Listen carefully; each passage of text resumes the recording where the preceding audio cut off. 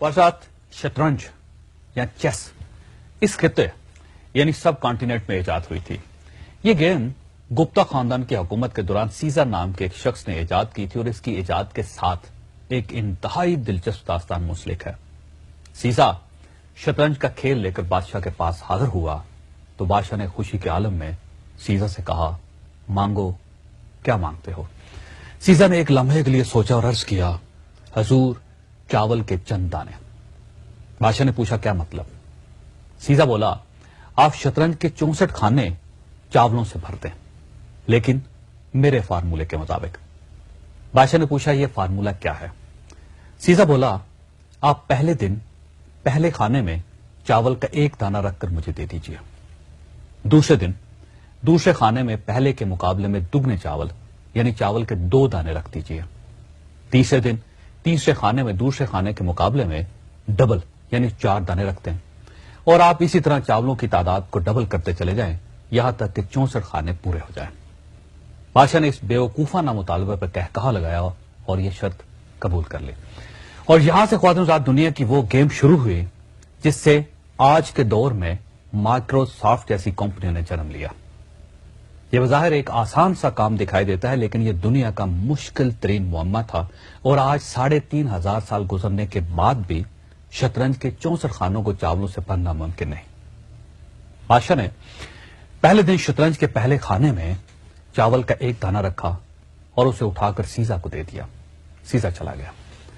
दूसरे दिन दूसरे खाने में चावल के 2 दाने रख दिए गए। तीसरे दिन तीसरे खाने में चावलों की तादाद 4 हो गई। चौथे रोज 8 चावल हो गए। 5वें दिन इनकी तादाद 16 हो गई। छठे दिन ये 32 हो गए। 7वें दिन ये 64 हो गए। 8वें दिन यानी शतरंज की पहली रो के आखिरी खाने में 128 चावल हो गए। 9वें दिन इनकी तादाद 256 हो गई। 10वें दिन ये 512 हो गए।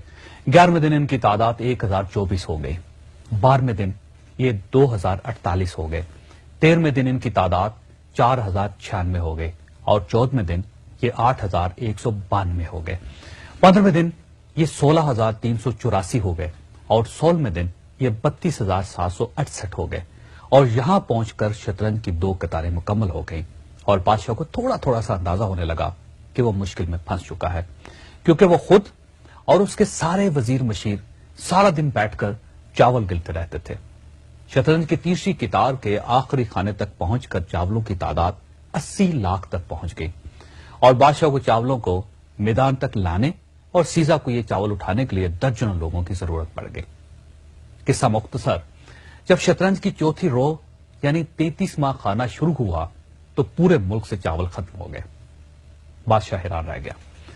उसे उसी वक्त रियाजीदान बुलवाए और उनसे पूछा कि शतरंज के 64 खानों के लिए कितने चावल दरकार होंगे और इसके लिए कितने दिन चाहिए। बादशाह के रियाजीदान कई दिनों तक बैठे रहे, लेकिन वो वक्त और चावलों की तादाद का अंदाजा नहीं लगा सके। यह अंदाजा नाज़रीन 3500 साल बाद बिल गेट्स ने लगाया था। बिल गेट्स का ख्याल है कि अगर हम एक के साथ 19 जीरो लगाएं तो शतरंज के 64 खानों में इतने चावल आएंगे। बिल गेट्स का कहना है कि अगर हम एक बोरी में 1 अरब चावल भरें तो हमें चावल पूरे करने के लिए 18 अरब बोरियां दरकार होंगी और इन चावलों को गिनने, शतरंज पर रखने और उठाने के लिए 1.5 अरब साल चाहिए। आप भी ये कैलकुलेशन करके देख लें, आप भी हैरान रह जाएंगे। लेकिन ये याद रखिए कि ये हिसाब आम कैलकुलेटर के जरिए नहीं लगाया जा सकेगा। ये सिर्फ कंप्यूटर के जरिए ही कैलकुलेट किया जा सकता है। इस इशू को नाज़रीन मैनेजमेंट की जुबान में चेस बोर्ड राइस या second half of the chess board कहा जाता है। अब सवाल यह है कि शतरंज इजाद करने वाले और बादशाह को इस खौफनाक मसले में फंसाने वाले सीजा का क्या बना? यह भी एक दिलचस्प कहानी है, लेकिन यह मैं आपको प्रोग्राम के आखिरी हिस्से में सुनाऊंगा। पश्चात वो दास्तान जो प्रोग्राम के शुरू में अधूरी रह गई थी।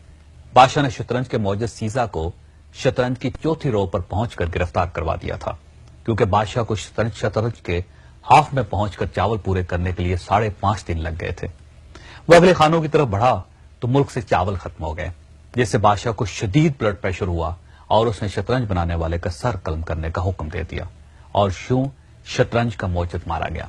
लेकिन शतरंज की सरदर्दी آج تک قائم ہے۔ شطرنج انڈیا سے ایران پہنچی، وہاں سے بغداد، بغداد سے اسپین اور اسپین سے یورپ چلے گی اور آج پوری دنیا میں کھیلی جا رہی ہے۔ یہ بھی کہا جاتا ہے کہ سیاست شطرنج ایسی گیم ہے جس میں پیادے سے لے کر بادشاہ تک سارے کردار موجود ہوتے ہیں، بس ایک کردار نہیں ہوتا اور وہ کردار ہے جج۔